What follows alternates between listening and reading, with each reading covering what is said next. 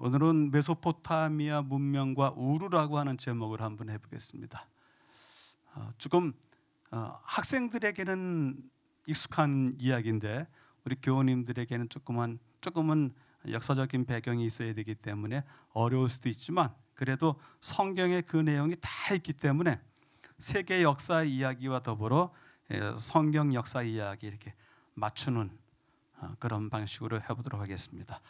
오늘 성경 말씀을 먼저 읽어보겠습니다. 데라가 그 아들 아브라함과 하란의 아들인 그의 손자 롯과 그의 며느리 아브라함의 아내 사레를 데리고 갈대아인의 우르를 떠나 가나안 땅으로 가고자 하더니. 이 성경 말씀 보면서 어떤 느낌이 먼저 들죠? 어떤 단어가 중요하게 여겨지죠? 어떤 단어에서 우리가 멈춰서 생각하고서 이 성경 이야기를 풀어나가야 될까요? 떠났다. 그 다음에요. 그거보다 조금만 더 다른 것을 좀 골라주신다면, 가나안 땅으로 가고자 하더니. 이 가나안 땅으로 가고자 하는 것은 누가 먼저 시작했다고요? 하나님. 데라, 그렇죠? 데라는 누구예요? 아버지잖아요. 아브라함의 아버지입니다. 아버지 데라가 그 아들 아브라함과 하란의 아들인 그의 손자 롯과 그의 며느리 아브라함의 아내 사레를 데리고 갈대아 사람의 우르를 떠나 가나안 땅으로 가고자 하더니. 그래서 우리는 아브라함을 하나님께서 부르셨잖아요, 그렇죠? 그래서 내 본토 아비 친척의 집을 떠나, 땅을 떠나, 내가 내게 지시할 땅으로 가라, 이렇게 이야기해서 거기에 이제 하나님께서 아브라함을 부르셔서 가나안으로 데리고 가셨다, 이렇게 아주 명확한 이제 진술이 나오지만, 그 전에 그 아버지 데라의 마음속에 여기서 살아서는 안 되겠는데, 가나안으로 떠나야 되겠는데, 그런 생각을 가졌다고 이야기를 합니다. 자, 그리고 두 번째 좀 주의 깊게 생각해 봐야 될 또 다른 단어는 뭐냐면 갈대아인의 우르를 좀 잘 생각하셔야 돼요. 이 갈대아인이라고 하는 것하고 우르라고 하는 요 갈대아인의 우르라고 하는 단어 때문에 세상 역사와 성경의 역사가 그 장소에서 딱 마주치게 돼요. 처음으로. 이전에 시날 땅에 바벨탑을 지었다 했는데 시날 땅이 어딘지 유추가 안 돼요. 그리고 그 전에 에녹성을 짓고서 창세 시대 때 노아 홍수 이전에 에녹성을 짓고서 그 땅에다가 에녹성을 짓고서 문명이 막 발전했는데 어딘지 몰라요. 왜냐하면 노아 홍수 때문에 다 쓸려져 갔잖아요, 그렇죠? 그러니까 노아 홍수 이전에 사람들이 살았던 세상, 문명의 세상 몰라요. 어딘지. 대략 이쯤이겠다. 그렇게는 알지만 몰라요. 그 다음에 홍수가 끝난 다음에 또다시 니무롯이 나타나고 또 그가 바벨탑을 짓고 시날 땅에다 지었다고 했는데, 그 시날 땅이 이 밑인지 저 위인지 또 불확실해요. 근데 그렇게 지나가는 성경 이야기와 세상 이야기 중에서 바로 거기서 딱 한 점에서 만나는데, 그것이 갈대아인의 우르. 여기서는 이제 딱 마주치기 시작하는 거예요. 세상 역사도 갈대아의 우르를 이야기하고 성경 역사도 갈대아 우르를 이야기해요. 그래서 처음으로 만나는 장소가 여기입니다. 이제 같이 그 내용을 보도록 하겠습니다. 우리 아시죠? 홍수 후의 족보 이야기에 셈, 함, 야벳의 후손들에 대한 이야기가 창세기 10장에 나와 있어요. 노아의 아들 셈, 함, 야벳의 후예는 이러하니라. 홍수 후에 그들이 아들을 낳았으니 야벳의 아들은 고멜과 누구요. 함의 아들은 구스와 누구요. 셈은 에벨 온 자손의 조상이요 야벳이 야벳의 형이더라. 그래서 셈, 함, 야벳으로 말미암아서 이루어지는 홍수 이후의 세상에 대한 이야기를 펼쳐나가는 거예요. 근데도 불구하고 이 노아 홍수 이후에 어디에서 얼마만큼 많은 그 얘기는 아직까지 나오지 않는데요. 단지 이제 셈, 함, 야벳의 후손들에 대해서 이렇게 이야기하는데요. 이 셈, 함, 야벳의 후손들로 말미암아 어떻게 됐다고요? 이들이 각 종족의 족보를 따라 갈라져 나간 노아의 자손들이다. 홍수가 난 뒤에 이 사람들에게서 여러 민족이 나와서 세상으로 퍼져나갔다. 당연히 이렇겠죠, 그렇죠? 이렇게 여러분들이 아시는 세계 4대 문명의 발상지, 그래서 메소포타미아, 애굽, 인더스강, 그다음에 황하강, 이렇게 세계 여러 곳으로 퍼쳐 나간 그 이야기가 여기서 이제 나오는 것입니다. 그래서 성경의 이 창세기 10장에 의하면 이렇게 되어 있어요. 창세기 10장에 의하면 셈 족속이 이 근처에 그냥 있는 것입니다. 이렇게 노아 홍수의 끝에 아라랏산에서부터 내려와서 번졌는데 셈 자손이 이쪽에 차지하고, 야벳 자손은 말이죠, 이쪽에 터키를 지나서 그리스를 통해서 이렇게 유럽 쪽으로 가는 길을 택했고요. 그다음에 함은 아래쪽으로 더 내려가면 남쪽으로 내려가면서 애굽 땅으로 이렇게 뻗쳐져 내려갔습니다. 그래서 성경에 있는 모든 족속들을 이름을 다 모아보는 겁니다. 모아서 이 지도에 표시를 했는데, 표시를 해보니까 또 성경에 보니까 이 족속의 숫자가 70족속이에요. 70족속. 그래서 예수님도 70인을 그죠? 70인을 모아서 이렇게 좀 선교하러 내보내셨는데, 그 70인이라고 하는 숫자가 여기서 나오는 것입니다. 그러니까 70인 하면 뭐가 되는 거예요? 온 세상 족속들이 다 되는 거예요. 이렇게 해서 이제 나가서 우리의 성경 이야기의 대부분 어디에서 있어요? 이 셈의 이야기죠. 이쪽 이야기. 그리고 약간 겹친다 하면 구약시대 때 어디요?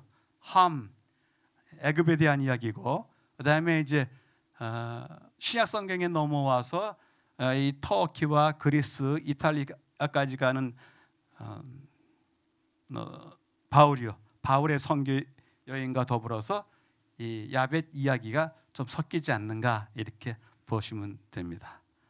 그래서 이 세 아들들로 인해서 세상이 이렇게 나누어지면서 창세기 10장에 셈, 함, 야벳의 70나라가 만들어지게 되었습니다. 근데 이 70나라에 대한 이야기가 그냥 성경에만 있는 이야기일까? 그렇게 보는데요. 질문할 수 있는데요. 질문을 한 것에 대한 답변을 줄 수 있는 것이 바로 이거예요. 수메르 왕들의 연대기라고 하는 점토판인데, 실제로 지금 이거 있는 것입니다.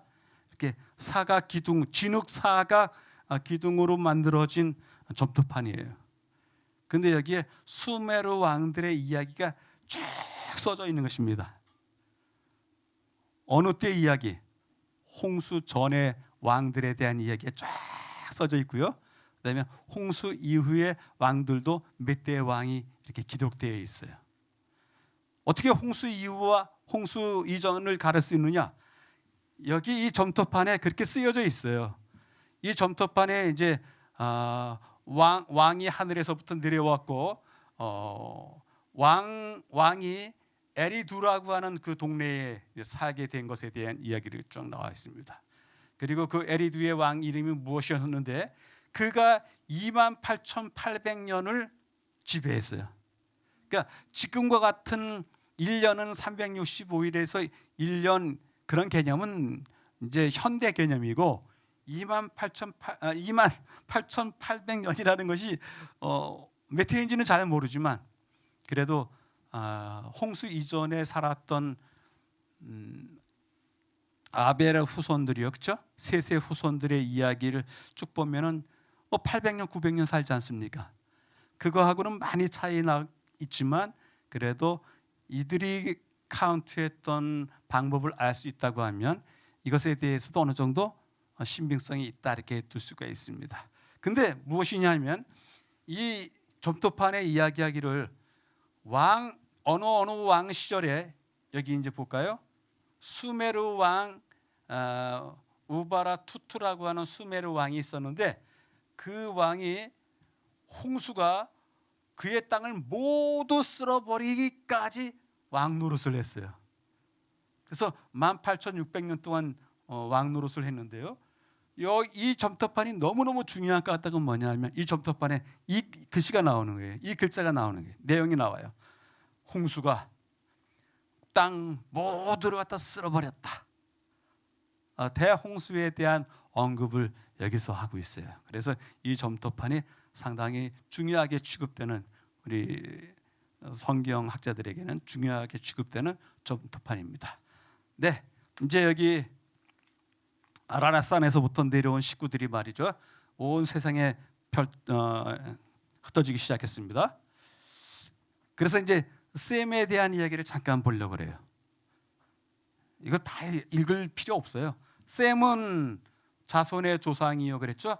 그 다음에 여기에서 아르박삿은 셀랏을 낳고 셀라는 에벨을 낳았으며 에벨은 두 아들을 낳았으니 여기 이제 잘 보셔야 돼요. 하나의 이름은 벨렉이라. 그때 세상이 나뉘었습니다. 무슨 이야기를 하고 있는 걸까요? 벨렉이라고 하는 아들을 낳았을 때 세상이 나뉘었대요. 세상이 나뉘었으며 세상이 나뉘었다. 무슨 얘기를 하고 있어요? 어떤 이야기를 다르게 이렇게 이야기하고 있는 거예요. 그 어떤 이야기가 무엇일까요? 바벨탑 이야기요. 이 벨렉이라고 하는 아들의 때에 세상이 쫙 나눠진 거예요. 바벨탑이 무너지고 하나님께서 흩으시기 위해서 바벨탑 건설하는 것을 중단시키고 다 언어를 복잡하게 함으로써 흩어지지 않았습니까? 그때 이야기를 하는 거예요. 그래서 벨렉의 아우의 이름은 욕단이라. 두 아들을 낳았다고 했는데 하나는 벨렉이고 하나는 욕단인데 이제 욕단은 또 자신들의 아들들을 갖다가 13 아들들을 낳았어요. 와, 많이 낳았군요. 13 아들들을 낳았고 이상하게 10장에서는 이 욕단의 아들에 대한 이야기만 쭉 이야기하는 거예요. 이 이후에는 쭉 욕단의 아들들의 이야기를 하는데 그들이 살았던 곳이 메사에서부터 스발로 가는 길의 동편산이었더라. 이들은 셈의 자손이라. 셈의 자손이긴 해요. 근데 그 셈의 자손 중에서 욕단이라고 하는 아들 때에서부터 그 자손 때에서부터 갑자기 꽉 번지면서 이 땅 동편산에서 이제 살기 시작하는 거예요. 그 족속과 방언과 지방과 나라대로였더라. 이들은 노아 자손의 족속들이요 그 세계와 나라대로다. 홍수 후에 이들에게서 땅의 열국 백성이 나뉘었더라.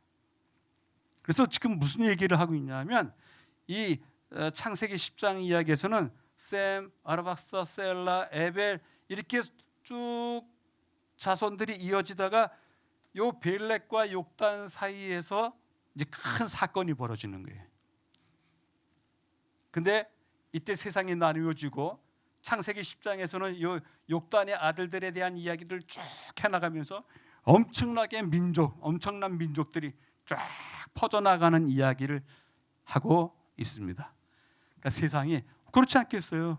8 식구가 아라랏산에서부터 내려와서 나와서 그 몇 천만 명 되려면 몇 억 명 되려면 몇 년이나 걸릴 거예요? 한 몇천 년 걸리지 않을까요? 전 그렇게 생각을 해요. 8 식구가 새로운 세계에 새롭게 물로서 창조된 세상에 내려와서 새로운 문명을 만들기 위해서 인간 세계의 문명을 만들기 위해서 얼마나 많은 세월이 지났을까? 욕단의 13 아들들, 욕단이 그야말로 아들들을 많이 낳아서 다양스럽게 한 대가 13 아들의 딸도 있을 거 아니에요, 그죠? 딸. 그럼 그 다음 대에는 13세 뭐 2승, 3승, 4승 이렇게 나가면서 확확 번지지 않았을까? 그런 계산을 하게 됩니다. 왜냐하면 문명이라고 하는 것은 단 몇 사람이 모여서 만들어지는 것은 아니잖아요, 그렇죠? 자, 그래서 이 아들들이 이 아들들에 의해서 메사에서부터 스발로 가는 길에 이 아들들이 살게 되었는데 그 메사에서부터 스발로 가는 길, 그 길에서 모여서 살면서 만든 문명이 메소포타미아 문명이라고 합니다. 그래서 이제 그걸 보여드리겠습니다. 이것이 이제 이 지도 아시겠죠? 여기가 애굽이고 여기가 시나이 반도이고 요만큼이 가나안 땅이고 이스라엘이고 여기는 지금의 사우디아라비아이고 그죠? 여기에 이제 요르단이 있고 나머지 다 사우디아라비아. 요만큼은 이라크. 이라크 상당히 좋은 데 있어요. 이라크. 또 요만큼은 이란. 그렇죠? 그다음에 여기 이만큼은 또 터키. 여기가 이제 성경의 땅의 주된 무대예요.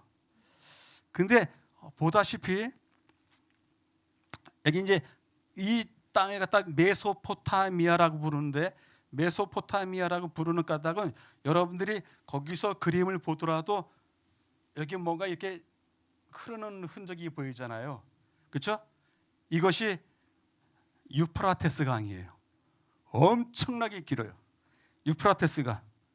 그리고 위에도 여기서 거의 비슷한 지점에서 발원해서 내려와서 쭉 가면서 이 땅을 적시는 또 다른 강이 하나 있는데 이 강이 티그리스 강이에요.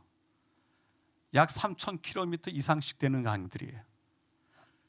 이 강들은 대부분 이 지금의 터키의 고원에 있었던 그 고원의 산속에서부터 품어져 나온 샘물로 시작된 강이에요.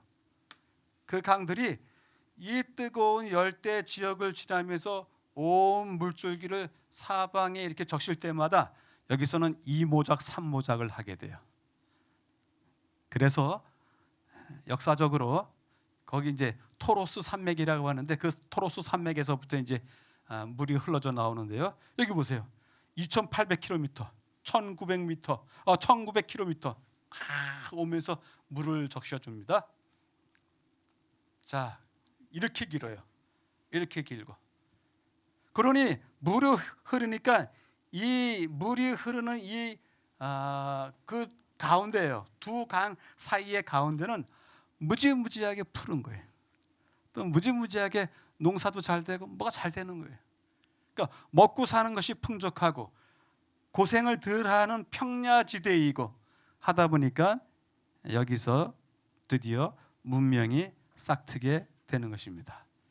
이게 바로 토로스 산맥이라고 하는 그 산맥이에요. 높은 산 속에 이 만년설이 있죠. 그러니까 물이 계속 생기는 것입니다. 거기서부터 이제 깊은 산맥을 타고서 흘러내리는 것입니다. 이것이 온 양쪽 강이 다 이렇게 물이 흘러요. 그러니까 그 안에 두 강 사이를 메소포타미아라고 부르는데 그 메소포타미아는 이렇게 푸르고 울창한 수풀로 가득 차 있습니다. 그리고 이 유프라테스 강과 티그리스 강 주변에 다들 도시들이 들어서는 겁니다. 문명이 세워지는 거예요. 너무너무 좋은 땅이 많이 있어요. 정말 가만 놔둬도 살만한 그런 농산물들이 잉여 농산물이 꽉 만들어지는 것입니다. 여기는 그 유프라테스 강의 한 곳을 막아서 댐을 만들어 놨는데요. 그 댐의 저수량이 어마어마합니다. 이렇게 흐르면서 드디어 유프라테스 그 평야에 농사짓는 땅들을 적시면서 수많은 곡물들, 열매들을 내놓고 있습니다. 이러면서 메소포타미아 문명이 탄생을 하게 되었어요. 그래서 여기 보세요. 여기서부터 이 강이 흐르는 양옆에 완전히 뭐 제가 녹색으로 칠해놨습니다만은 이 지대가 모양이 보니까 마치 이렇게 돼서 뭐같이 보여요? 초승달처럼 보이잖아요. 그래서 이것을 갖다가 사회책, 역사책, 지리부도 책에는 뭐라고 불러요? 비옥한 초승달 지역이라고 불러요. 그래서 성경의 이야기에 나오는 모든 나라들은 다 이 안에서 지고 나고 했어요. 바로 여기에 뭐가 있어요? 여기에 뭡니까? 바로 여기 이제 조금 이따 보여드리겠습니다만 우르도 있고 바벨론도 있고 수메르도 있고 조금 더 나가서 여기는 아스리아가 있고 여기는 또 그 터키 문명으로서의 또 뭐가 있고 여기는 또 뭐라 그래요? 여기는 또 뭐가 있고 또 여기는 뭐가 있고 쫙 해서 이 비옥한 초승달 지역을 통해서 성경에 나오는 모든 국가들이 등장하고 사라져요. 그래서 요 사이를 갖다가 메소포타미아 지역이라고 하고 이곳에서 일어났던 역사를 갖다가 메소포타미아 문명이라 그래요. 수렵 생활을 하다가 들과 산에 나가서 짐승을 잡아먹던 수렵 생활에서부터 이 푸른 지대를 발견하고 난 다음에 농업 사회로 전환됩니다. 그러니까 인간 문명의 방식이 달라지는 거예요. 이젠 들판에 나가서 뛰고 달리고 할 필요가 없어요. 사시사철 심고 거두고 평안히 안정되게 이제 안주하고 그러면서 메소포타미아 문명이 커집니다. 정치, 경제, 종교 그런 제도들이 이렇게 모여 살다 보니까 안주하다 보니까 이제 생기게 되는 것입니다. 그리고 문자도 발명하게 되고요. 문자 때문에 이제 서사적인 기록도 이렇게 하게 돼요. 그래서 인간 역사 문명 중에서 최초로 정말 인간을 인간답게 살게 하는 문명이 여기서 시작이 되었어요. 이 최초의 문명지, 그 최초의 문명지를 메소포타미아 문명이라고 그런다. 그래서 숱한 도시들이 일어나고 그다음에 그 도시에 살고 있는 사람들의 삶도 평안해지고 안전해지고 하는 그러한 까닭에 이곳의 문화가 세계 최초의 인류의 문화가 됩니다. 기술의 발달, 도구의 진화 이런 것들이 있게 되는데요. 한번 볼까요? 이곳에서 자라났던 성장하고 탄생하고 성장하고 또 사라졌던 그 나라들을 한번 볼까요? 이게 수메르가 여기 있었고요. 페르시아가 여기 있고 바벨론이 여기 있고 아카드 족속이 여기 있고 아수르 족속이 이쪽에 있고 헷 족속이 여기 있고 페니키아가 여기 있고 애굽이 여기 있고 이 단어들이 또 성경책에 다 나오는 거예요. 오직 여기 요만큼 이스라엘이 있었는데요. 요만큼 이스라엘이 있었는데 이 이스라엘이 아수리의 침략을 받고 헷 족속의 침략을 받고 바벨론에 끌려가고 그렇죠? 이렇게 이 과정이 다 이 지대 안에서 있었던 거예요. 어떻게 보면 셈족 계열의 그 후손들의 싸움 이야기가 성경에 나와 있는 거예요. 근데 그 셈족 전체가 다 하나님을 따르는 백성이었고 하나님이 원하시는 바야대로의 인간 삶을 살았더라면 참 대단한 위력이 있었을 텐데 모두 다 하나님을 따르는 것은 아니었어요. 그래서 이곳에서 나라들이 탄생하고 또 사라지고 그렇게 했는데요. 여기 보세요. 6,000년 기원전 6,000년 때서부터 이미 이곳에 사람들이 살았어요. 구석기, 신석기 그런 얘기 들어보셨죠? 이미 6,000년 전에 이곳 곳곳에서 석기 시대의 흔적들이 발견이 됐어요.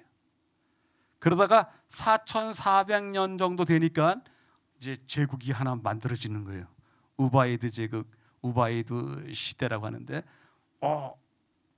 그러더니 3,000년 지나는 때서부터 우르크라고 하는 우르크, 이름들이 재미나죠? 우바이드, 우르크, 하여튼 그런 시대를 지나고 그 다음에 초기 왕조, 여기서 왕국들이 생기는 것입니다. 초기 왕국들이. 그래서 2350년 경에 이제 첫 번째 왕조가 생기고요. 그 다음엔 아카드 제국이, 여기 아카드 제국이 있었죠? 아카드 제국이 너무 밑에 있지도 않고 너무 위에 있지도 않고 중간에 있으면서 여기를 이렇게 메소포타미아 지역을 다 이렇게 통치하는 그러한 아카드 제국이 첫 번째 제국으로서 이제 일어납니다. 그런 다음에 조금 전에 우리가 시작하면서 읽었던 성경절에 나오는 거 있잖아요. 우루 제국이 여기서 탄생을 하는 것입니다. 저 우루 제국 때서부터의 이야기가 성경 창세기 10장부터의 이야기예요. 그래서 아브라함이 언제적 사람이라고요? 2000년 이전에, 그러니까 2123년이라고 그래요. 2123년에 태어나서 1970년대까지 살았던, 1970년대 그때까지 살았던 사람이 1970년부터 조금 더 살았을 겁니다. 1950년대까지 그때까지 살았던 사람 이야기가 아브라함 이야기예요. 그래서 이전까지 이야기는 다들 성경에는 감춰졌지만 여기 제3왕조, 우루의 제3왕조, 2400년에 건국됐던 그 우루 왕조 시대 때 이야기에서부터 성경은 세상과 주거니 받거니 이렇게 서로 밀고 당기고 하면서 세상에 등장하고, 또 성경 이야기 속에 이 아브라함과 이삭과 야곱 요셉 이야기 나오면서 그 배경으로서의 이 뒷 제국들에 대한 모습이 나타나게 된다 하는 것입니다. 그다음에 우루 제국이 어느 정도 이렇게 발전했다가 우루 제국이 망한 다음에는 아수르 제국, 그다음에 고대 바벨론 제국, 이렇게 쭉 흘러가면서 메소포타미아 지역의 이제 문명들이 계속 이어지는 것입니다. 이런 문명의 세계에서 하나님께서 어떻게 해요? 우루에 살고 있었던 아브라함은 나오라고 하시는 겁니다. 여러분들, 그저 아브라함이 살던 것이 조금 뭐 불편하고 또 모자라고, 그다음에 또 부족한 거, 그다음에 뭐 누추하고 뭐 형편없는 데서부터 이렇게 나오라고 한 것인지 아닌지 그것을 이제 보여드릴 거예요. 절대로 그런 것이 아니에요. 절대로 그런 것이 아닙니다. 일단은 이 왕조 메소포타미아 문명을 이루었던 그 족속들이 가지고 있었던 왕들에 대한 이야기를 좀 해볼까요? 길가메시라고 하는 왕이 있었는데 이 사람의 길가메시 서사시라고 하는 점토판이 아직까지 있어요. 그래서 이 길가메시 왕은 아주 영웅이에요. 영웅. 한번 보여드리겠습니다. 사르곤 대제라고 하는 대제도 있는데 이 아카드 왕조 시대 때 왕이었었는데, 첫 번째로 이 전 메소포타미아 이 비옥한 초승달 지역을 통합했어요. 첫 번째 왕이에요. 그 다음에 우루 제3왕조, 아브라함의 이야기가 나오기 시작하는 우루 제3왕조, 그런 다음에 여러분들 잘 알고 있는 뭐가 또 있어요? 함무라비 왕이라고 하는 그러한 왕도 다 이 메소포타미아 지역에서 만들어진 역사 그리고 국가 제국들의 주인공들이었어요. 지금 영국 박물관에 있습니다. 프랑스 루브르 박물관에 있는, 대단하게 생겼죠? 애완견을 데리고 있는 것인가요? 아니에요. 이 길가메시 이 왕은 얼마나 용감하고 또 힘도 센지, 마치 우리가 바벨탑을 지었던 리므롯 영걸이었더라 하는 것처럼 그 이후에 영걸 리므롯 이후에 나타난 또 다른 영웅이에요. 길가메시 사자예요. 사자를 한 손에 콱 쥐어잡고 그만큼 용맹하고 그만큼 호전적인 그러한 왕이었어요. 이 왕에 대한 이 기념 석비가 그 시대의 것으로서 고스란히 발굴이 된 거예요. 이것이 루브르 박물관에 있는 것입니다. 이 왕은 사르곤 대제라고 하는 왕인데요, 이 왕도 대단한 위험을 느끼게 되죠. 이 왕이 어떤 일을 벌였는지도 여전히 부조로 이렇게 딱 발굴이 됐어요. 사자와 싸웁니다. 맨손으로 싸웁니다. 그래서 이기는 그래야만 이런 용맹이 있고 이런 리더십이 있어야지 온 메소포타미아 지역을 통일할 수 있지 않겠습니까? 그런 왕에 대한 이야기고요.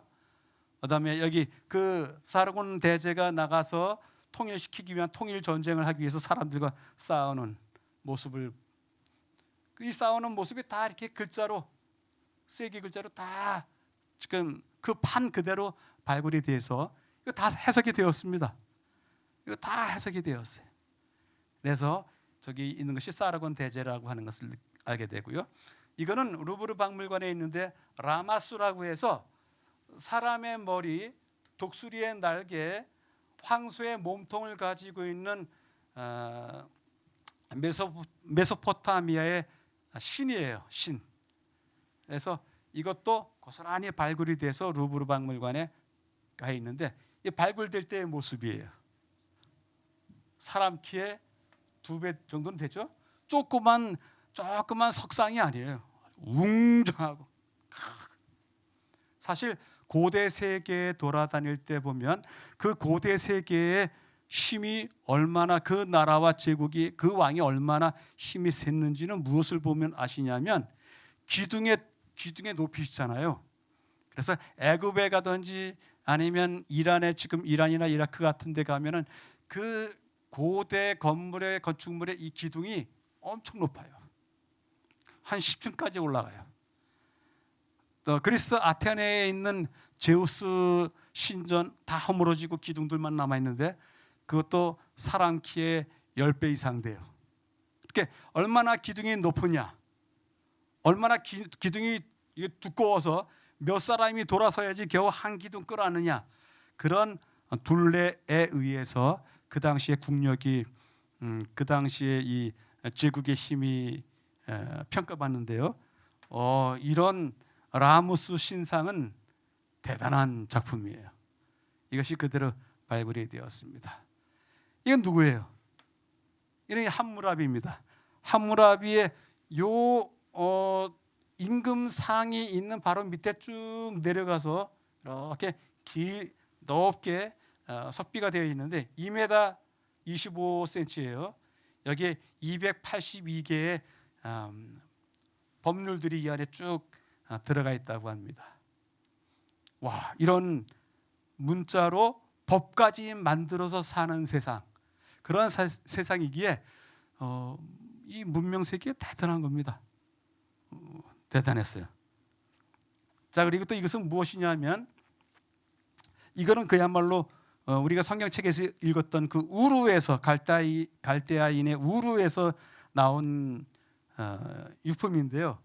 이거는 여기 보면 어때요? 그림들이 맨 밑에 그림에 뭐 사람들이 농사짓고 그런 모습이 보이고 뭐 양도 키우고 뭐 이렇게, 그리고 여기서 맨 위에는 상류층들은 뭐 저 앞에 앉아 있는 사람을 향해서 앉아서 술잔을 마시는지, 또 뒤에 또 음악도 들려주고요. 이런 것은 어느 때의 모습이에요? 평화로운 시대 때의 모습이에요. 그래서 우루의 관공서에 가면 평화로운 때는 이쪽 면을 갖다 이렇게 딱 여기다가 세워놔요. 그래서 갖다 우루의 기라고 불어요. 우루의 기. 우루가 어떤지에 대해서 보여주는 깃발. 근데 깃발이라고 해서 이 천 깃발이 아니고요. 이렇게 나무 조각으로 되어 있는 깃발을 갖다가 딱 이렇게 진열을 시켜놔요. 대신에 이 뒤에는 그러네요. 이렇게 막 누군가가 싸우면서 죽어 있고 또 포로로 잡아오기도 하고, 그렇죠? 전쟁하는 군사들 모습 같기도 하고요. 이때는 전쟁의 때가 지금 도래했다라는 것을 알려주기 위해서 전쟁의 때는 이쪽 면을 갖다 딱 이렇게 보이게 또 해놓은데요. 이런 시스템이 이때도 있었군요. 네. 그래서 여기에 보면 저 왕이라고 하는 제도, 왕과 계급 제도가 이 당시에 확실하게 이미 정립되어 있었다라고 하는 것을 볼 수가 있는 것입니다. 여기 모든 사람이 향해서 보고 있는 저 사람은 왕이에요. 최고의 권위자예요. 네. 근데 그 갈대아 우루의 우루 시대 때 푸압이라고 하는 여왕이 있었거든요. 그 푸압의 여왕이 썼던 이 금 모자예요. 금 모자에 이거 고스란히 발굴된 것입니다. 푸압이 여왕이에요. 또 여왕이든지 아니면 왕비라고 이렇게 불려지는데 어쨌든 그의 액세서리들을 이제 좀 보여드릴 거예요. 근데 여러분들도 이 정도는 다들 있을 거예요. 한번 볼까요?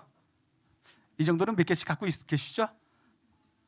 와, 이렇게 넓적한 이렇게 많은 금으로 만들어진 잎사귀, 이 금목걸이, 저기 모자, 그죠? 이것이 다 푸압이 여왕 거예요. 그가 사용하던 조금만 뭐 소반이라 하기도 하고 그다음에 또 귀걸이라고도 이야기하는데, 와, 그렇군요. 이거는 푸압이 여왕의 도장이에요. 그 도장을 갖다가 이렇게 원통형으로 만듭니다. 이제 그 돌로 말이죠. 단단한 돌로, 화강소 같은 돌로 거기다 이제 모양을 새기는 거예요. 모양을 새긴 다음에 이 지륵판을 평평한 진흙판을 말랑한 것을 만들어 놓고서 이걸 한번 쭉 돌려요. 돌리면 이런 그림이 찍혀져요. 이것을 갖다 실린더라고도 하기도 하고 원통형 도장이라고도 해요. 그래서 이 표식이 들어가 있으면 여왕께서 내리신 뭐 어명이다, 뭐다 이런 식으로 이제 이해하게 되는 것이죠. 그래서 이 푸압이 여왕 때 또 이제 그 시대 귀부인들이 갖고 있었던 장신구와 예술품인데요. 이것은 화장품 담아두는 조그만 원통 그릇인데 상아로 되어 있습니다. 네, 아주 예술품이죠. 네, 그렇군요. 이거는 장기판 같은 놀이판이라고 그래요.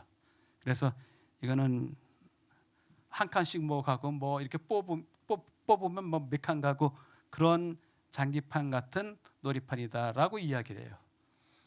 집에 이런 정도는 갖고 계시죠? 밥그릇? 이 밥그릇입니다. 옥으로 만들어진 밥그릇입니다. 절대로 아브라함 시대 때 너무 못 살아서 하나님께서 비참하게 사는 아브라함을 부른 게 아니에요. 누릴 수 있는 모든 문화적 혜택을 다 누릴 수 있었던 그 우르에서부터 불러내시는 거예요. 그 우르가 이렇게 생겼다고요.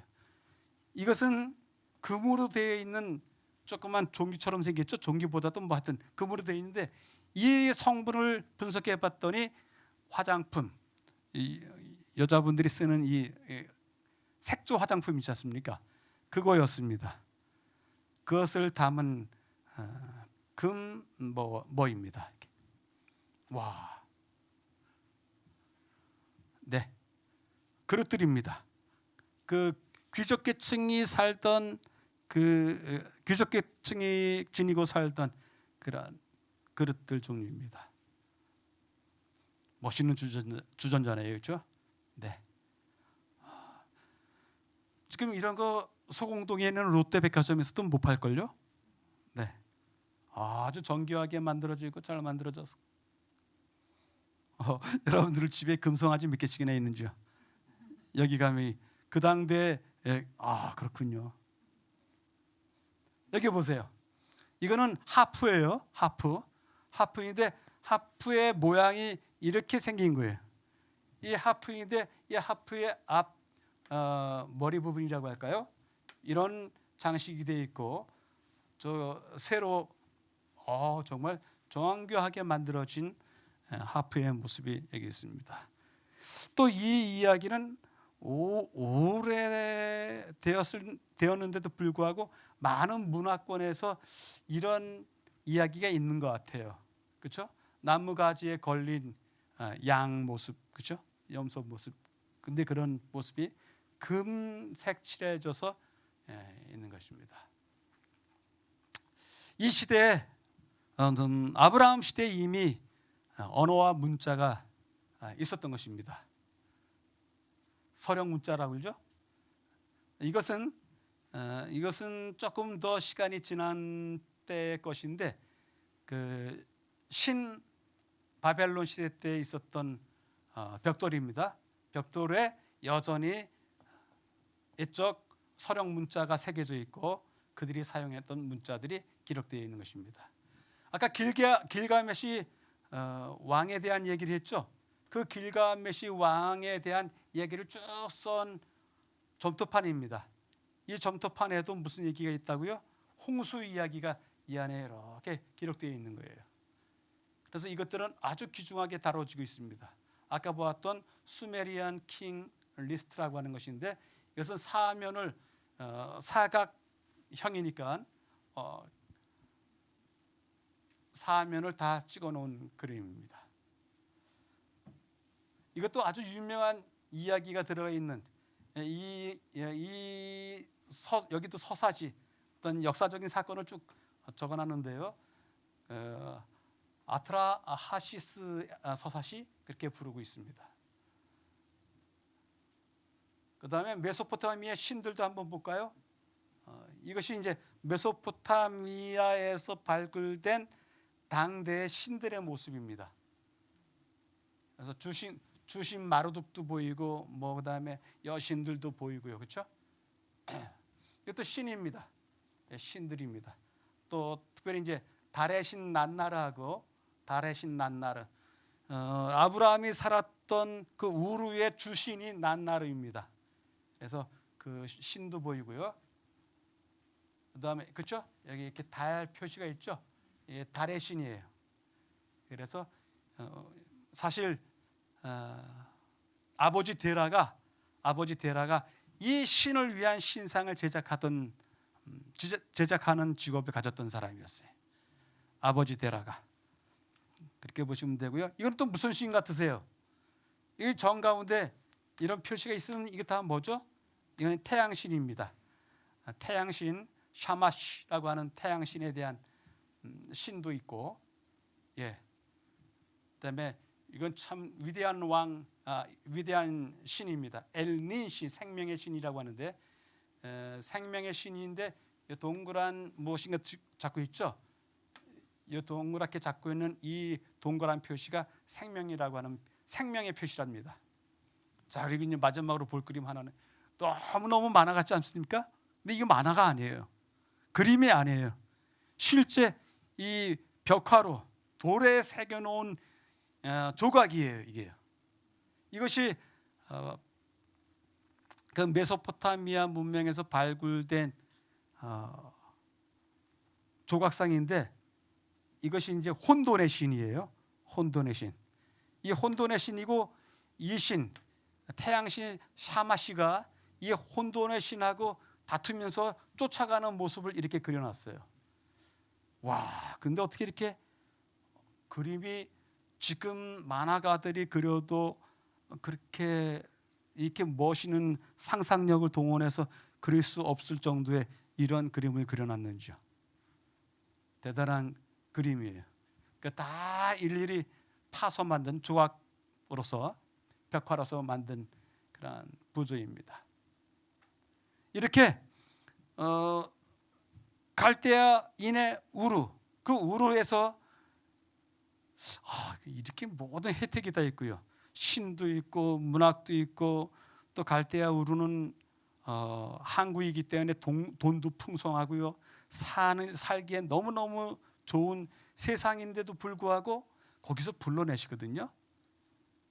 근데 불러낸다고 하면 가야 될지 말아야 될지 좀 생각을 해봐야 되겠어요.